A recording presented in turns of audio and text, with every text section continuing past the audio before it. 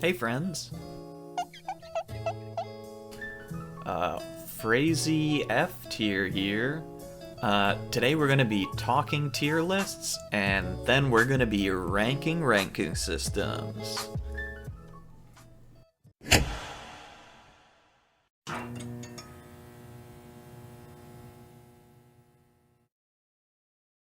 You may have seen complaints around the internet. Complaints about how people rank things on a 1 to 10 scale.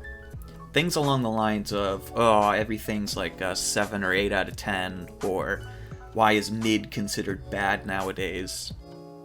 The thing is, they're getting at a very important problem, but they're still missing the full picture.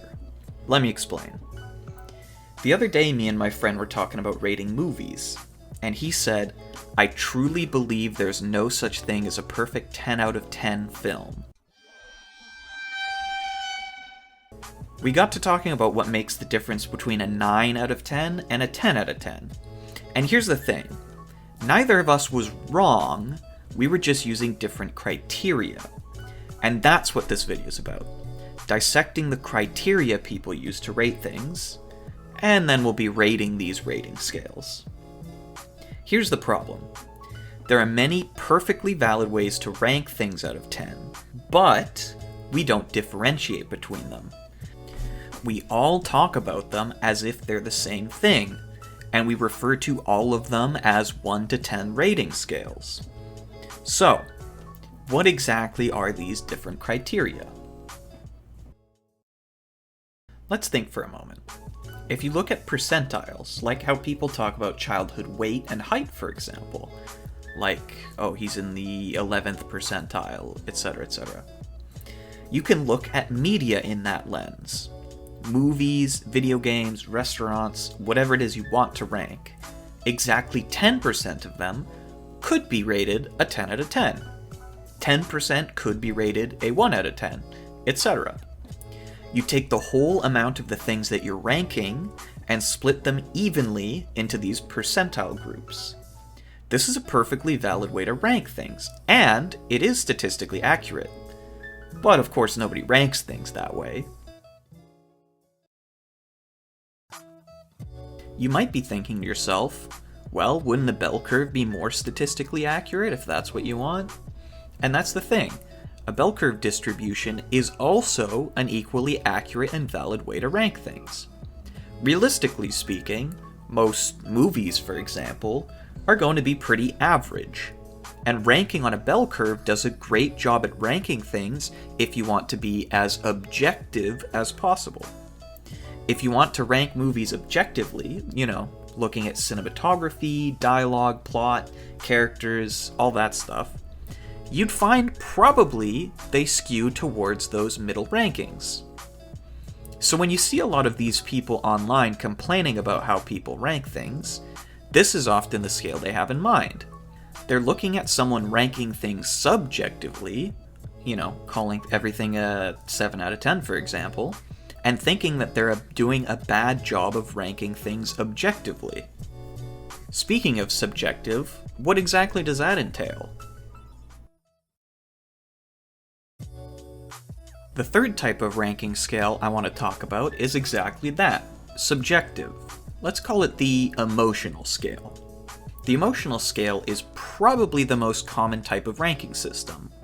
A lot of people rank things based on how it makes them feel. And before you disregard this one, I want to say right away that it is also a perfectly valid way to rank things. Ranking things based on emotion doesn't mean that you disregard any kind of objective ranking either. After all, you're probably going to enjoy an objectively well-made movie more than a poorly made one.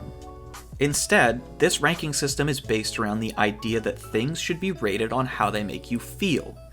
Using this criteria, a 5 out of 10 wouldn't be perfectly average. Instead, it would be something that makes you feel completely neutral after consuming it.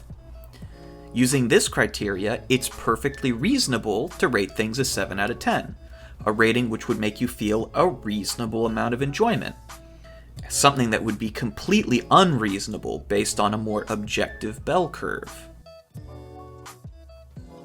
Are you guys starting to see the problem here?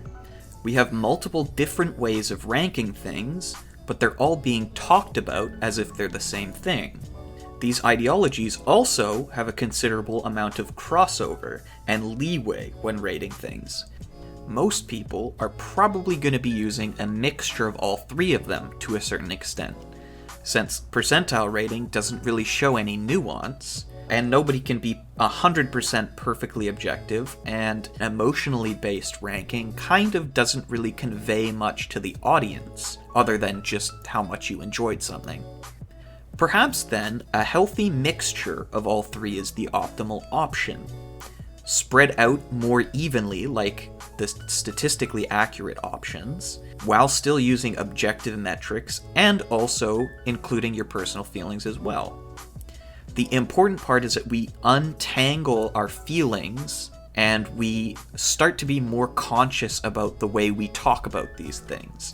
It would be ideal if we could communicate what criteria we're using to rank things when talking with other people about this stuff. Otherwise, the rankings kind of don't really mean a whole lot.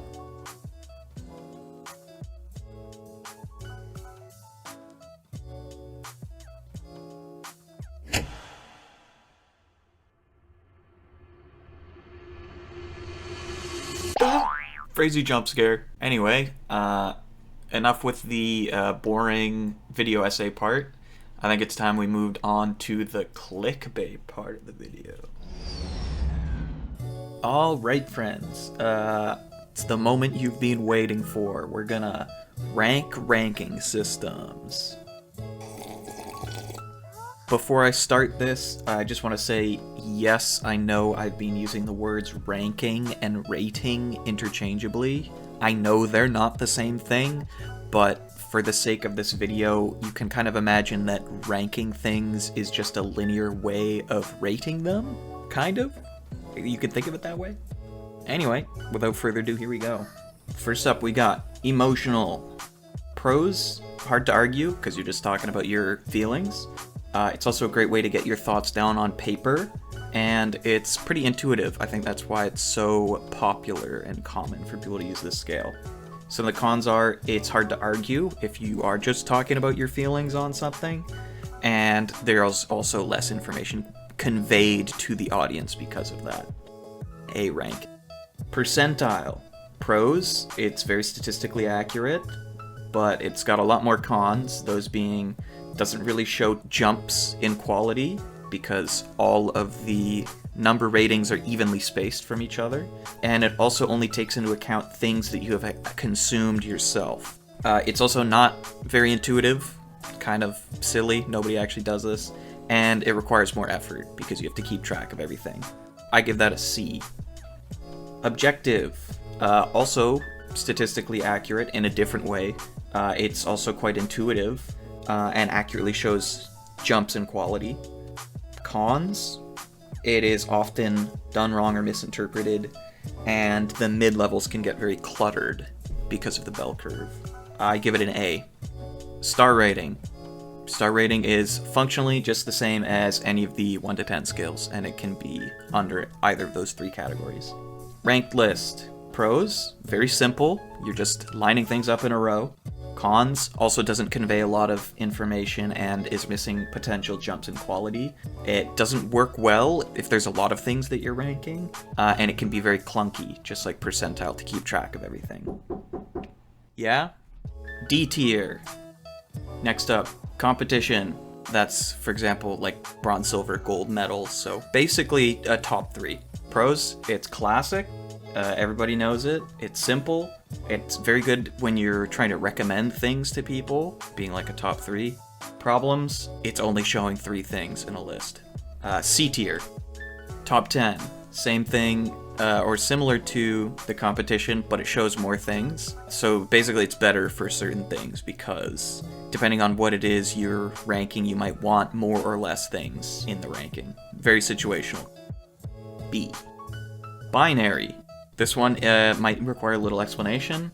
If we're talking about like movies or something, that would be basically rating it as a watch or don't watch. Or if it's a restaurant, it would be like it's worth the price or not worth the price. Pros, simple, very good for recommendations. Cons, not really good for anything else. But specifically because it's very useful in one case, I give it a B. Because you wouldn't necessarily use this one unless you were adding more information or explanations along with it. Disjointed categories. This one also probably requires some explanation. This is like those tier lists that people make where the different tiers of the tier lists are descriptions of things that are not connected to each other. Or kiss, marry, kill. Anything where you're assigning things to a categories, but the categories are not connected to each other necessarily. Pros, it's funny. Cons, doesn't actually really rank things. Because of that, I give it an F tier. Finally, tier list. Instant S tier is the best.